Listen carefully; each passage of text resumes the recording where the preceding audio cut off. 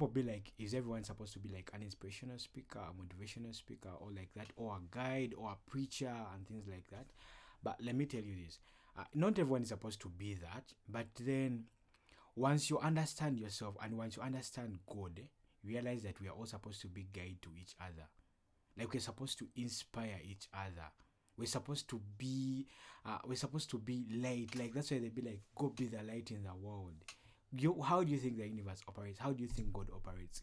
God operates through people. Because remember, we are all vessels.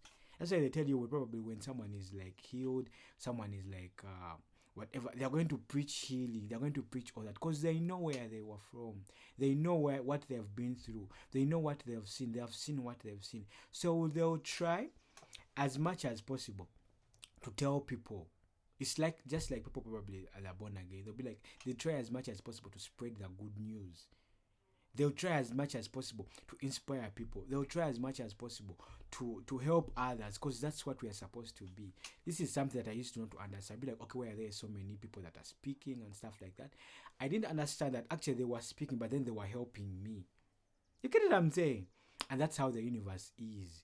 Because that day you understand who you are. That's why it'd be like people that have understood their purpose. The day you understand your purpose, the day you understand why you're here, the day you understand certain information, the day you enlighten, the day you wake up, you're going to spread that information. It's not that you're going to become a lifetime or whatever, but that's how it is. Like that day you know certain information, you're going to come and tell people. It's just like the preachers or whatever. That's how it is. I used to ask myself, okay, why do they become? And that's how the entire thing. So whatever has gotten into you is what you're going to bring. And that's the divine way. That's how it's supposed to be. So you just have to ask yourself, okay, I want to tell people this kind of information. I want to tell people whatever I'm telling them. And actually, even people that are listening to, just listen and look out for certain things. Are these people telling you from a place of manipulation? Are they telling you from a place probably they want to take control? Are they telling you from a place whereby they want to hold you hostage, or they are freeing you, or they are telling you something that you think makes sense? That's the only thing you're supposed to do. I know it used to be tough for me. It used to be like, okay, why are these people speaking? And that's when actually, and that's the thing that has kept most of us down, because we think people that are supposed to speak to us are supposed to be in a certain way. It's supposed to be in a certain school, are supposed to. That's not how it is. That's why you will see people that probably, I've seen a video, you will see people that probably look the way they look, but then the things they are speaking, people are following, because there is something within them. It's not, we just know we are not here just for the way we are. Whoever you see, whoever, whatever, there a spirit or whatever is behind them. So you just have to be like, okay, what kind of spirit is behind that kind of person? You could look at God's spirit, or some person will be like the Holy Spirit. What when you read the scriptures, what do they tell you? The people that probably have that divineness in them, or that God says, they'll tell you, they'll preach three things. It will be things of love, peace, and love. That's the only language, because the only language of the universe is love. So if something is not coming from a place of love, if it's not coming from a place of whatever, then just run. And love not in a way that you're manipulating, because you could look at adverts, you could look at everything, they're just manipulating people, and you're like, wow. Because if you're doing something that's good, if you think you're doing something that's divine, if you think you're doing something that's helping someone, and it's coming from a place of pure intentions, you're not manipulating. You're just telling people, you're giving them that choice to make their own informed decision. That's what media is supposed to do. That's what everything is supposed to do. That's why people will be like, you've all become guides, you've all become, yeah, maybe yes, maybe no. You could look at probably artists, people that are gifted. They are not, their gift is not for them. The gift is for others. You could even like look at healing. Once you heal, your healing is not for you. It's for others. Because when you heal, you're going to heal others. Once you know that you know how to sing, you're going to find a way of how you're going to sing for others. And you're not singing for others in a way that you're singing for them to get their attention. No, you're singing for yourself. So once you sing for yourself, you're singing for others. And that's where people probably confuse these things, and they start composing music for the fans. No, the fans don't know. Actually, some of the fans don't even know what they want.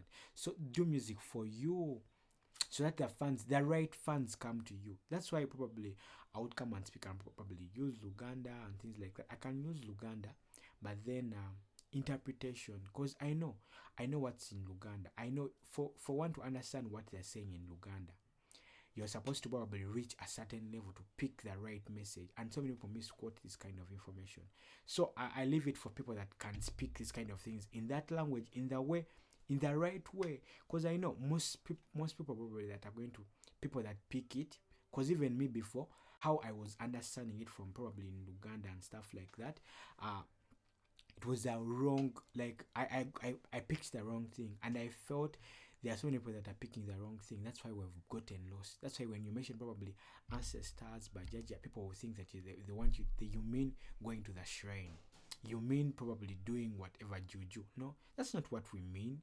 You get what I'm saying? So that's why I limit that the use of certain language, because people are going to misinterpret it, and that's because that's how I was. I misinterpreted so many things because of a language. So I let it be. I let the universe operate its way. That's why I use probably English, because I've understood English. English has like more people. If you've reached a point whereby you understand English, you will easily understand so many things, and you understand that we're in a stage of evolution.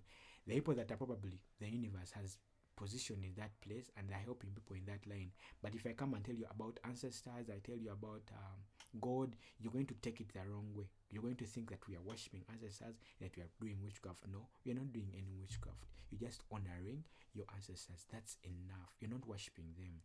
Just, you could even look at probably Mathew, Luke. At the beginning, they will tell you, they will first mention the ancestors of Jesus Christ, because they are honoring them. Actually, they will even tell you Jesus is like the 14th generation, came from the 14th generation, from Abraham. You get what I'm saying? So they're just honoring them. They'll even be like, Jesus came from the house of David. You get what I'm saying? Like son of David and things like that. You get? So they're just honoring them. So they're not worshiping them. So if I mention things like Bajaja and I use like probably some language, people will misinterpret what I'm saying. That's why I'm low.